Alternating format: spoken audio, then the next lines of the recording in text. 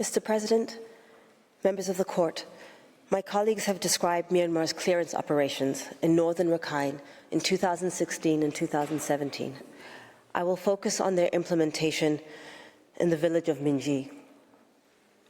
At least 3 hallmarks of the operations in Minji reveal Myanmar's genocidal intent. The first is comprehensive targeting. Unarmed civilians, men, women, children, and the elderly, were targeted and destroyed as Rohingya, not as combatants.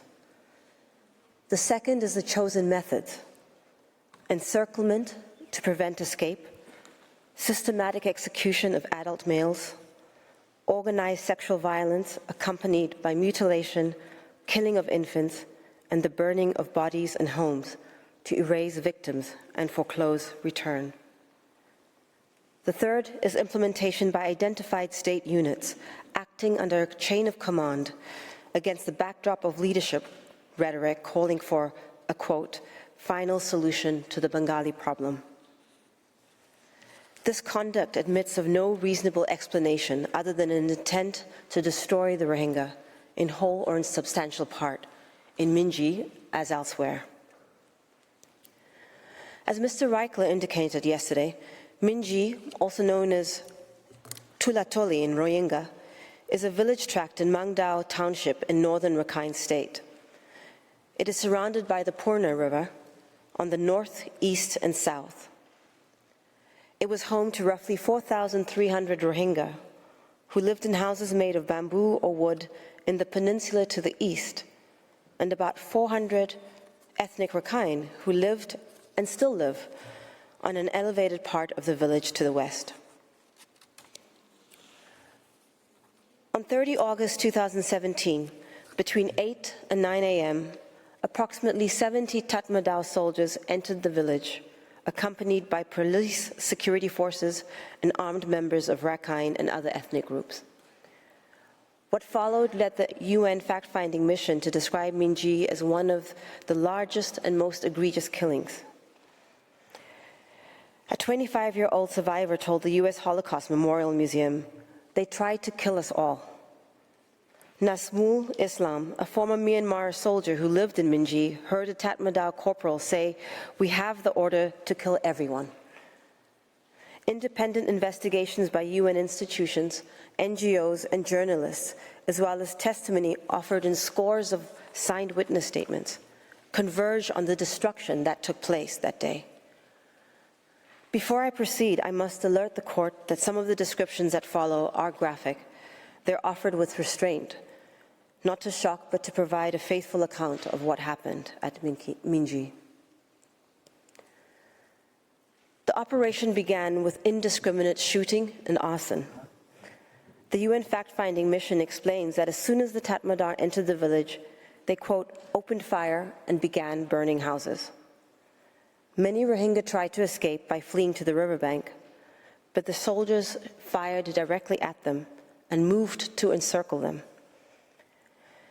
MS, a survivor who will testify before the court, saw a soldier place a call and after hanging up, begin, quote, spraying bullets across the crowd along with other troops, killing old people and young people, little ones, men and women. The victims were effectively trapped on the one side by the river and on the other side by the soldiers, with drowning or gunfire for those attempting to cross the river.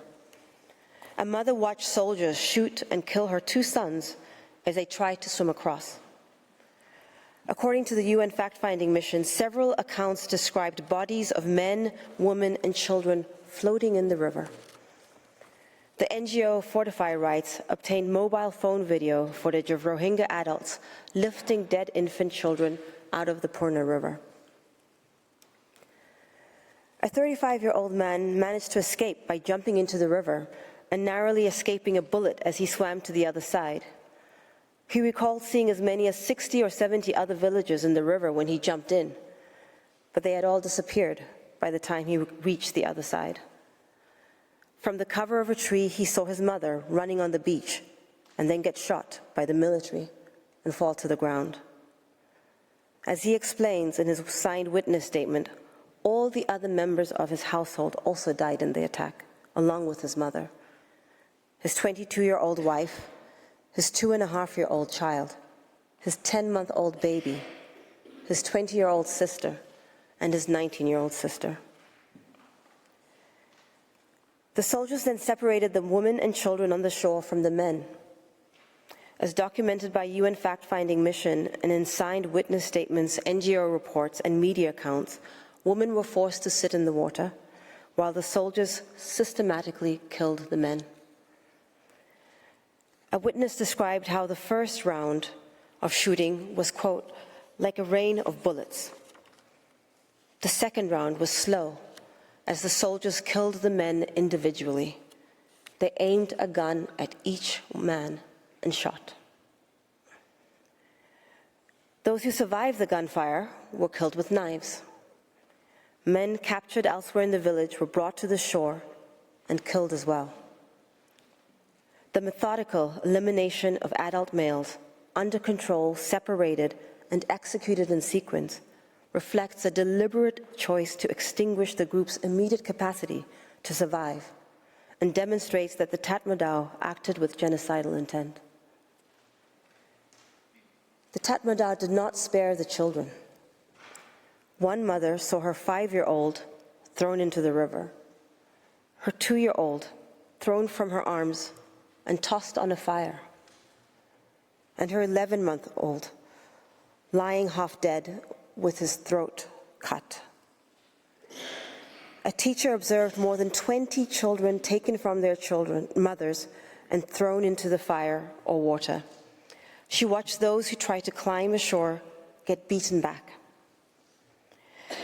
In a statement taken by the UN Independent Investigative Mechanism for Myanmar, yet another witness described how he saw, quote, children who were scattered everywhere on the riverbank being killed with knives and machetes, and babies were being snatched from their mothers and thrown into the fire.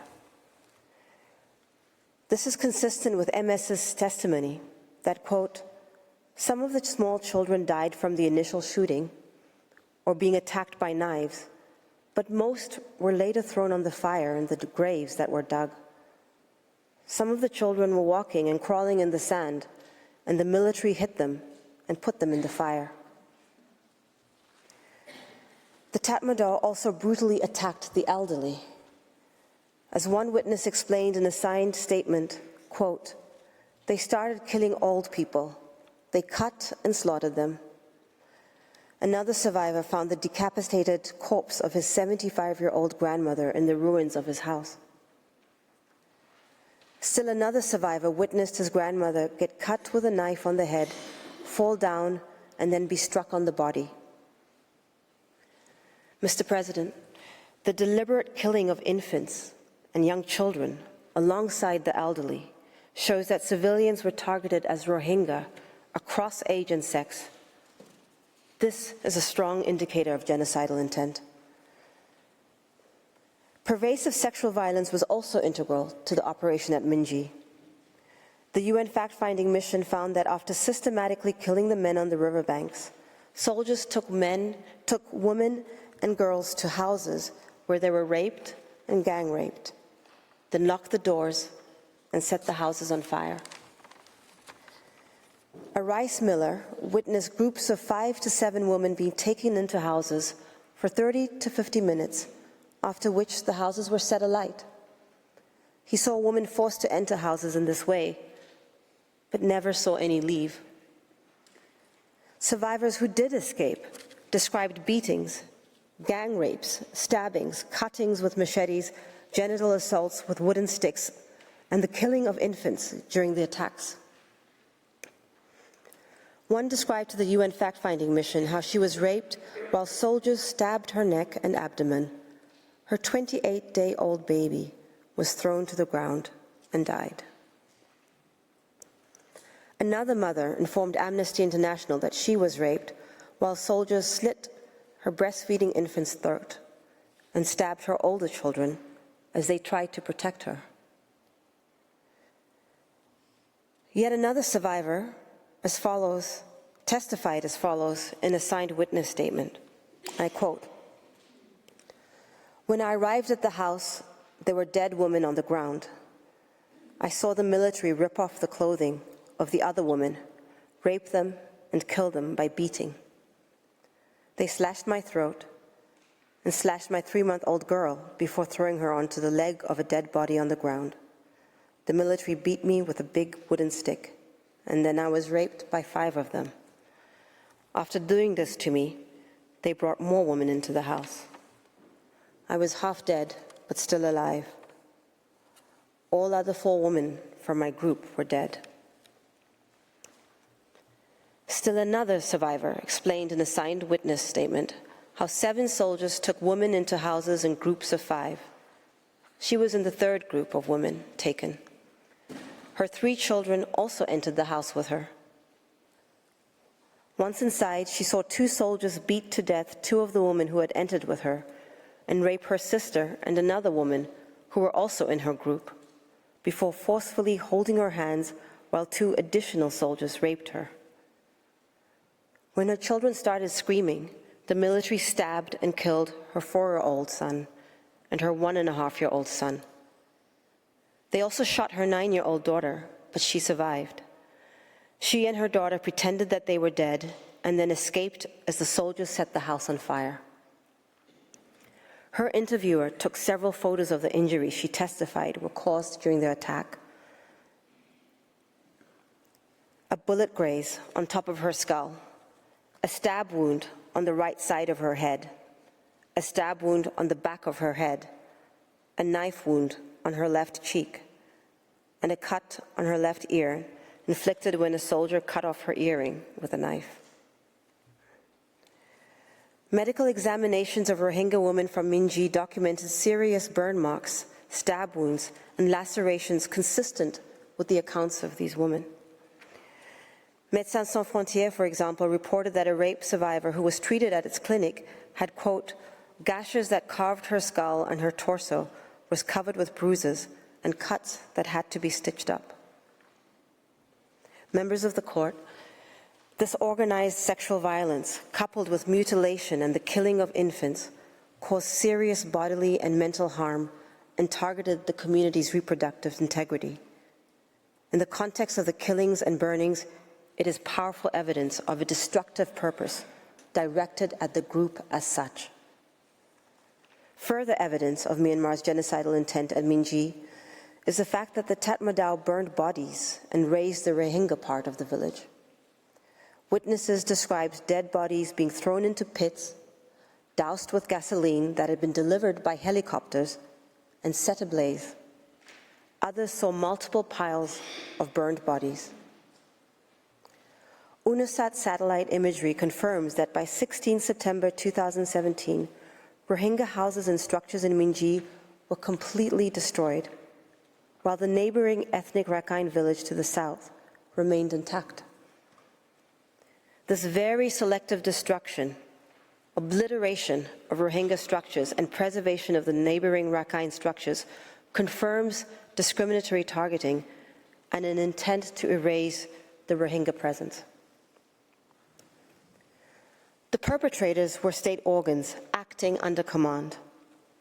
Witnesses interviewed by the UN fact-finding mission, the UN Independent Investigative Mechanism for Myanmar, and NGOs consistently identified Tatmadaw soldiers as the principal perpetrators, supported in some cases by ethnic Rakhine and members of other ethnic minorities.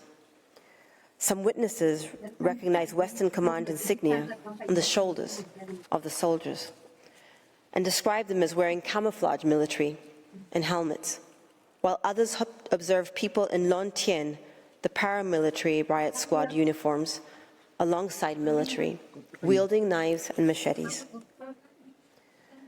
The UN fact-finding mission determined that the Tatmadaw's 99th Light Infantry Division primarily carried out the operation at Minji. Nasmu Islam, a former soldier familiar with Tatmadaw units, reported that at least 80 from that division were present on the day. These units, the Western Command, the 99th Light Infantry Division, and the Lon Tien, are state organs. Under established principles of state responsibility, their conduct is attributable to Myanmar. Their coordinated participation in uniform and with logistical support confirms centralized planning and implementation. The burning of bodies and Myanmar's efforts to prevent independent investigations in Minji impede precise enumeration of deaths. Nevertheless, UN fact-finding mission determined that credible information collected by Rohingya community volunteers in the refugee camps in southern Bangladesh indicates that at least 50 people died in Minji on 30 August 2017, including at least 400 who had been residents of Minji. On that estimate, a minimum of 10% of the Rohingya population in Minji was killed in a single day, in addition to the vast majority of Rohingya from other villages who had come to Minji to escape. Many families were virtually or entirely wiped out. On the screen is a photo of the family of one witness, a 33-year-old former farmer taken before the massacre. Other than him, everyone else in his household was killed on 30 August 2017. His 22-year-old wife, his 4 boys between 1 and 9, his mother-in-law, and his father-in-law. The scale, nature, and method of violence at Minji reflect the deliberate execution of a centrally directed campaign against the Rohingya. Taken together, these acts fall squarely within Article 2 of the Genocide Convention, including killing members of the group, causing serious bodily or mental harm, and deliberately inflicting conditions of life calculated to bring about physical destruction. Mr. President, members of the court, Myanmar seeks to avoid this natural conclusion by characterizing Minji as a counterterrorism incident, in which Myanmar's military supposedly responded responsibly to, quote, multiple attacks in the village from about 700 ARSA attacks, armed with swords, spears, sticks, and guns. Relying on only 2 of its own Ministry of Defense documents and the statements of 2 military officers, Myanmar claims that its soldiers fired only, quote, warning shots and exercised proportional and incremental force as security measures allegedly intended to, quote, not attack Bengalis, but just to protect and rescue the Rakhine ethnic people against the ARSA terrorists. This account finds no support in the extensive independent evidence. On Myanmar's telling, somehow all the UN institutions, credible NGOs, and reputable journalists who documented the horrific events of 30 August 2017 at Minji missed that 700 ARSA terrorists were repeatedly attacking the Tatmadaw, an ethnic Rakhine there that day. To the contrary, the evidence makes clear that alleged ARSA threat at Minji was at most marginal. The UN fact-finding mission didn't record any armed engagement with ARSA there on 30 August 2017 and identified only 2 ARSA attacks in other villages in the vicinity several days before. Instead, the UN mission, like numerous other independent investigators, identifies state forces as the primary actors in Minji. Contrary to Myanmar's claims, the UN mission also affirms that it found no indication that ARSA burned Rohingya villages or used landmines. Nor does the record support Myanmar's assertion that its conduct at Minji was limited to warning shots into the air and single shots aimed below the knee at supposed terrorist leaders. Instead, the evidence shows soldiers encircling hundreds of Rohingya on the riverbank and shooting those trying to escape. It shows the soldiers systematically killing men by shooting and stabbing to death those who survived the gunfire. It shows the deliberate killing of children, including infants, by taking them from their mothers and throwing them into the river or into fires. It shows soldiers taking women and girls to houses to be raped, stabbed, and killed. It shows methodical burning of Rohingya homes and those inside, dead or alive. Myanmar's response to what occurred in those houses to which the girls and women were taken is equally implausible. When asked, was there any incident involving detaining, interrogation, shaming, and inappropriate treatment and raping of Bengali women? Platoon Commander Captain Swear simply testifies, I quote, "None whatsoever." Myanmar's argument is refuted by multiple and mutually reinforcing independent sources. The UN fact-finding mission found, based on numerous witness interviews, that soldiers in Minji raped and gang-raped women and girls in houses and then locked the doors and set them alight. Human Rights Watch and Amnesty International recorded survivors describing the same pattern. Médecins Sans Frontières documented injuries consistent with those rapes and burning, and sworn statement taken by Legal Action Worldwide from Minji residents confirmed the organized seizure, rape, and burning of women. Indeed, Myanmar's account of what happened at Minji, consisting only of its own self-serving military reporting and officer testimony, and lacking any independent or unbiased account, is squarely contradicted by the Gambia's evidence, which rests primarily on objective and reliable UN sources, reputable NGOs, and signed witness statements. As Mr. Reichler explained yesterday, the convergence of these independent sources on the same narrative and the physical corroboration in medical and satellite evidence meet the standard of proof this court applies in cases of exceptional gravity. Mr. President, from the totality of this evidence, the particular circumstances convincingly show that Myanmar, through its state organs, acted with the intent to destroy the Rohingya, in whole or in substantial part, in Minji, as in other locations across Rakhine State. I thank the court for its attention. With your permission, Ms. Diem Ho will continue the Gambia's presentation, perhaps after a brief break.